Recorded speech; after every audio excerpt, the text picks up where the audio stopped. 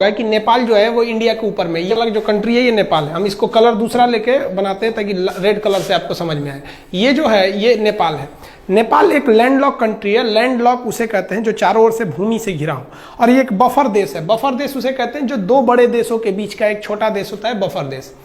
तो जब नेपाल में ये नेपाल पहले बहुत ही शक्तिशाली हो गया था। मुगलों के पतन के बाद नेपाल के गोरखा शासक बहुत ही योद्धा थे, वो लोग बहुत ही वीर हो गए थे। उन लोगों ने ये नेपाल की ये जो सीमा है इससे आगे निकल गए। ये क्या किए, नेपाल में इसके अलावे ये लोग सिक्किम को भी ये लोग कब्जा कर लिए। ये वाला एरिया सिक्किम है, सिक्किम को कब्जा कर लिए। सिक्किम के साथ साथ नीचे का ये तराई एरिया है, ये जो तराई एरिया है ये अवध का था। तो नेपाल के शासकों ने अवध का एरिया भी कब्जा कर लिया। फिर ये आगे बढ़ के ये कुमायूं, उत्तराखंड का इधर का एरिया है कुमायूं, कुमायूं को कब्जा कर लिया। इधर गढ़वाल को कब्जा कर लिया। कुमायूं और गढ़वाल को मिला देते हैं तो उत्तराखंड हो जाता है। इन दोनों को कब्जा कर लिया। और यहाँ थी सतलज नदी और ये थी तीस्ता नदी। तो नेपाल की जो सीमा बन गई वो सतलज नदी से लेकर कहां तक हो गई, ये तीस्ता नदी तक हो गई। ये यहाँ टी लिख देते हैं, तीस्ता, एस फॉर सतलज। सतलज से तीस्ता नदी के बीच में इनकी क्या हो गई, सीमा बन गई। इतना लंबा इनका क्षेत्र हो गया। इन बढ़ते साम्राज्य को देखते हुए ब्रिटिशर्स, उस समय तो हम लोग स्वतंत्र थे नहीं, इंग्लैंड का कब्जा था हमारे ऊपर, तो जो ब्रिटिशर्स थे सब इंग्लैंड वाले, उन्होंने इसके साथ युद्ध कर दिया। उस युद्ध को कहते हैं एंग्लो नेपाल वार, आंग्ल नेपाल युद्ध। यह युद्ध चला 1814 से लेकर 1816 के बीच में। इस युद्ध में गोरखा बहुत वीरता से लड़े, लेकिन अंग्रेजों का हथियार अच्छा था, उनकी स्ट्रेटजी अच्छी थी।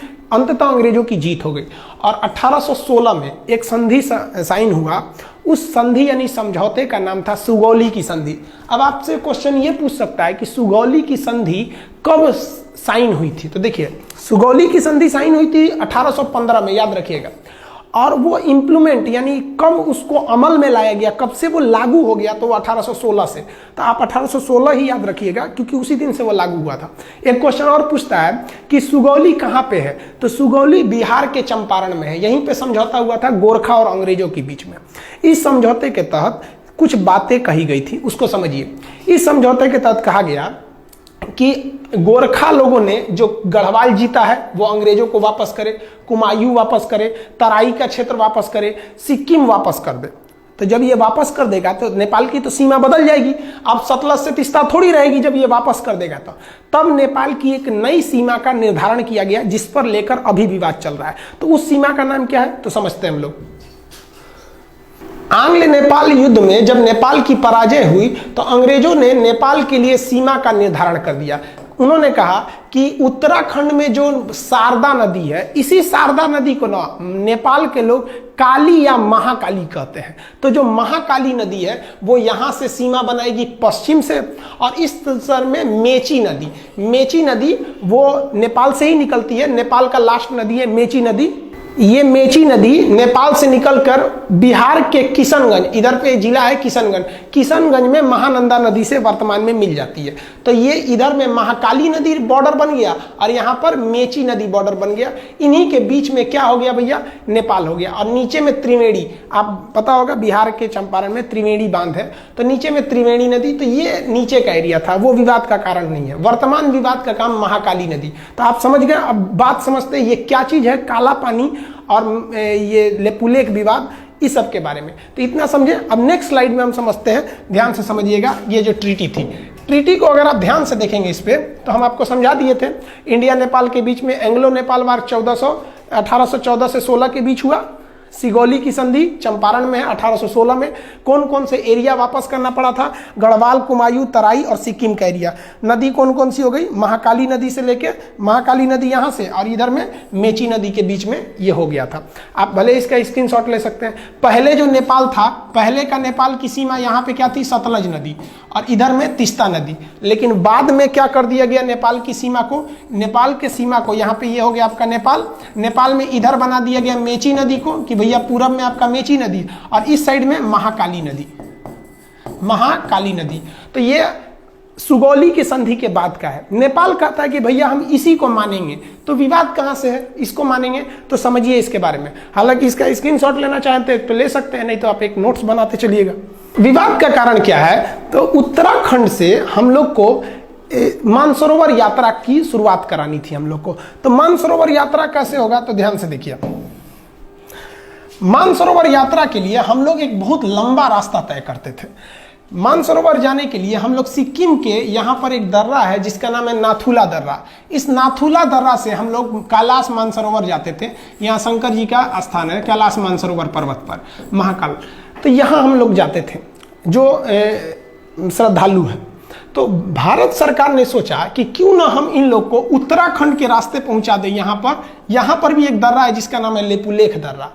तो यहाँ से क्यों ना पहुंचा दे। आप खुद देखिए कि यहाँ से बहुत फायदा होगा, दूरियां घट जाएंगी। इससे एक और फायदा क्या हो जाएगा कि हम चाइना से फ्यूचर में जब कभी युद्ध होता है तो हम यहाँ से सेना भी पहुंचा सकते हैं, क्योंकि चाइना का भरोसा करना बेवकूफ़ी होगी। तो भारत सरकार ने यही सोचा कि भैया हम यहाँ सड़क बना देते हैं। तो भारत सरकार में जितनी भी सीमा पर सड़कें बनेंगी बॉर्डर पे, वो बनाने का काम करता है border road organisation BRO, border road organisation BRO। ये सेना के अंडर में एक संस्था है, यही काम करती है। ये क्या करेगी भैया, बॉर्डर पे सड़कें बना। अब विवाद कैसे हो गया देखिए, यहाँ पर काला पानी एक जगह का नाम है, काला पानी तक सड़क थी। उस सड़क को आगे बढ़ाकर लेपुलेख दर्रा तक लाया गया। यह सड़क की लंबाई थी 80 किलोमीटर। अब नेपाल कह दिया कि भैया आप ये जो सड़क बनाए हैं 80 किलोमीटर, ये हमारे एरिया में है, क्योंकि काला पानी और लेपुलेख दर्रा, लेपुलेख ये तीनों देशों के सीमा पर है। इधर में नेपाल, इधर में इंडिया, इधर नेपाल, इधर चाइना। तो ये जो आप सड़क बनाए ना, ये सड़क गलत है, ये हमारे एरिया में आप मत बनाइए। नेपाल कह रहा है कि हम सुगौली की संधि को मानते हैं, भारत कह रहा है कि हम भी उसी को मानते हैं। फिर विवाद कैसे हुआ समझिए ध्यान से।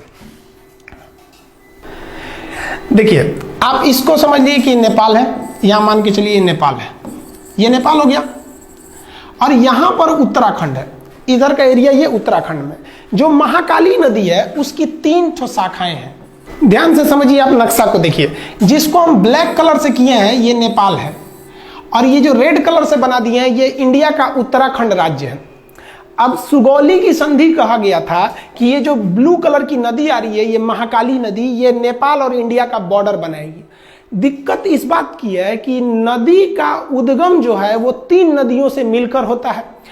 एक इधर वाले का नाम है लिम्पियाधुरा, इधर जो है लिम्पियाधुरा, तो सबसे इधर वाला एरिया है लिम्पियाधुरा, इधर में हो गया काला पानी, और सबसे लास्ट में है लेपुलेख, सबसे लास्ट में लेपुलेख।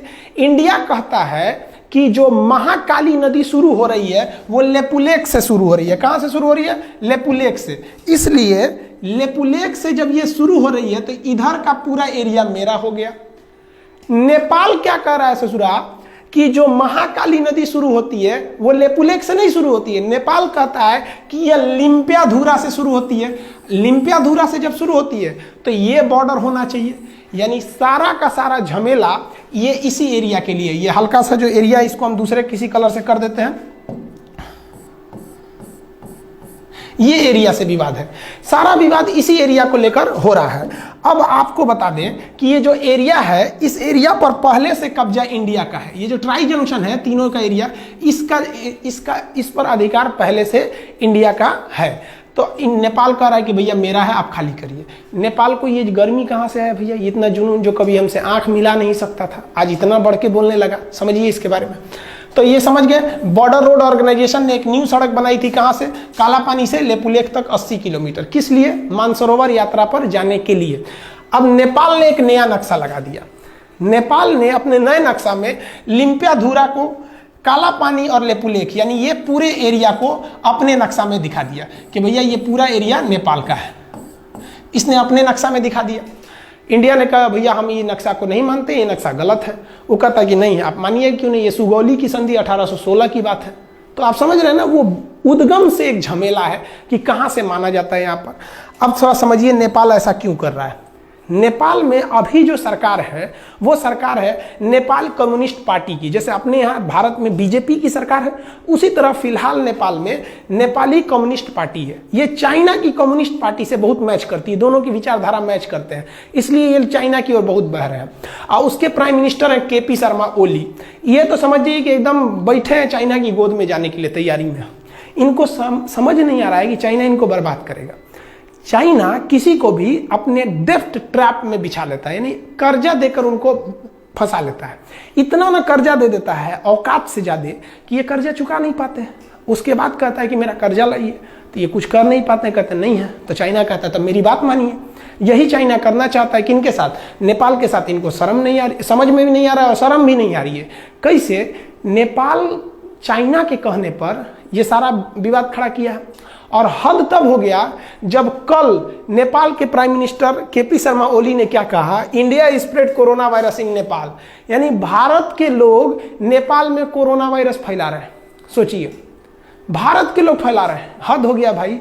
हिंदुस्तान ने नेपाल को 2 लाख टैबलेट दिया था हाइड्रोक्सीक्लोरोक्विन का, 2 लाख टैबलेट दिया था नेपाल को पैरासीटामोल का, और वो भी उससे पैसे नहीं लिया था, गिफ्ट में दे दिया था कि भैया आप हमारे पड़ोसी हैं। और अमेरिका को हम लोगों ने पैसे में बेचा था।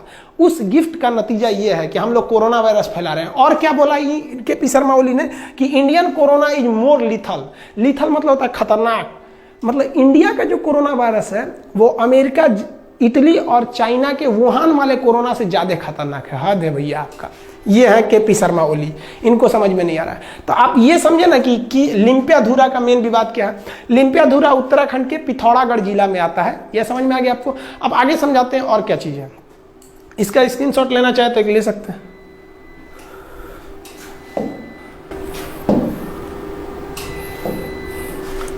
देखिए, जो सड़क बनाया गया है वो सड़क बनाना जरूरी भी था।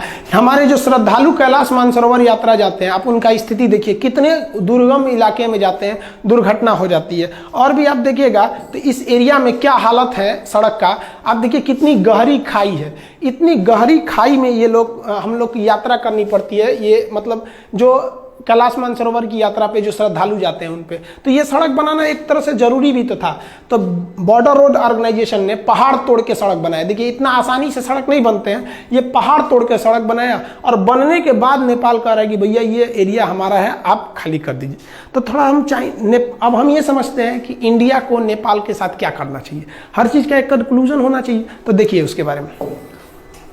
देखिए, पहला तो इस मुद्दे को हमें नॉर्मली डेलीगेट बेसिस पे कूटनीतिक तौर पे सुलझा लेना चाहिए। कूटनीतिक मतलब होता है बातचीत करके अधिकारियों के द्वारा इस मामले को सुलझा लेना चाहिए। क्यों?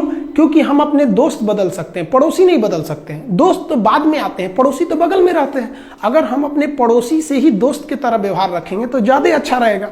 तो इंडिया इसीलिए नेपाल को समझाता है, लेकिन ये समझ नहीं रहे हैं। तो चलिए एक तो हम दिखाते हैं। नेपाल के साथ इंडिया ने ट्रेलर दिखाया था 2015 में। 2015 में मधेसिया विवाद था। इंडिया के कुछ मधेसिया जाति के लोग नेपाल में बसे हैं, नेपाल उन लोग का ध्यान नहीं रख रहा था। इंडिया ने भी क्या किया, तो ध्यान से देखिएगा। नेपाल का जो बॉर्डर शेयर होता है इंडिया के साथ, ये मैदानी क्षेत्र है, यहाँ ट्रक वगैरह जा सकते हैं, इस रास्ते से ट्रक वगैरह जा सकते हैं।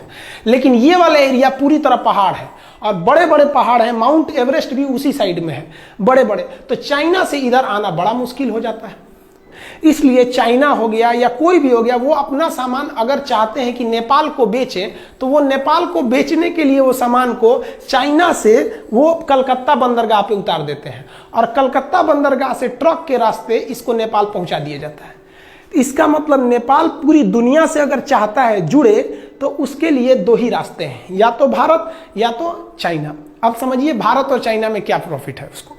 अगर कोई आलू आप नेपाल भेजते हैं इंडिया के रास्ते, तो ट्रांसपोर्ट को जोड़कर अगर खर्चा निकालिएगा तो 1 किलो आलू अगर 10 रुपया है, तो नेपाल पहुंचते पहुंचते वो 10 रुपये किलो का आलू 12 रुपये किलो हो जाएगा, क्योंकि यहाँ ट्रक वगैरह का भाड़ा भी जोड़ना है। लेकिन वही आलू जो 10 रुपये किलो अगर आप चाइना की ओर से भेजिएगा तो ये आलू 250 रुपये किलो हो जाएगा। इतना भयानक इधर मतलब पहाड़ है, सबकी जा ही नहीं पाएंगे आप यहाँ पे। तो इसलिए नेपाल को भी सोचना चाहिए कि भैया अगर भारत ने यहाँ से ब्लॉक कर दिया तो हालत खराब हो जाएगा। 2015 में भारत ने यहाँ से ब्लॉक कर दिया था, 2 महीने तक ब्लॉक कर दिया। 2 महीने में नेपाल का ये हाल हो गया कि नेपाल के जहाजों के पास पेट्रोल नहीं था। वो नेपाल के प्रधानमंत्री बोले थे कि कोई भी जहाज अगर नेपाल में आता है ना, तो आप वो जहाज का पेट्रोल लेके आइएगा, हमारे यहाँ पेट्रोलों नहीं बचा हुआ है। ये हाल हो गया है नेपाल का। तो अगर इंडिया ब्लॉकेज लगा देता है तो नेपाल कहीं का नहीं बच पाएंगे। तो नेपाल को भी सोचना चाहिए कि हम ये ट्राई जंक्शन जो है, जिसे वो लिम्पियाधुरा को मान रहा है, हम लेक को छोड़ ही नहीं सकते हैं, एकदम कंफर्म छोड़ नहीं सकते हैं। और ये नरेंद्र मोदी बैठे हैं प्रधानमंत्री, कश्मीर छोड़वे नहीं किए, लोग कूद रहे थे पाकिस्तानी, ये वो तो लेपुलेख छोड़ेंगे यहाँ पे। इनका भी दिन खराब चल रहा है, विनाशकालीन विपरीत बुद्धि। आप समझदार हैं, आप भी समझते हैं ये सब चीज़ों के बारे में। तो ये टोटल ट्राई जंक्शन का विवाद था। आप होप आप समझ गए होंगे काला पानी। तो काला पानी, लेपुलेख, लिम्पियाधुरा, ये एरिया जो है ये कहाँ पर है? पिथौरागढ़ उत्तराखंड में है। तो नेपाल को इंडिया की कितनी ज़रूरत है आप समझ सकते हैं। और हम लोग ने कभी भी नेपाल का बुरा नहीं चाहा है। इवन हमको नेपाल के बारे में भी सोचना चाहिए। हिंदुस्तान ने ऐसा कोई युद्ध नहीं जीता है जिसमें नेपाल के गोरखा भाइयों का खून न बहा हो।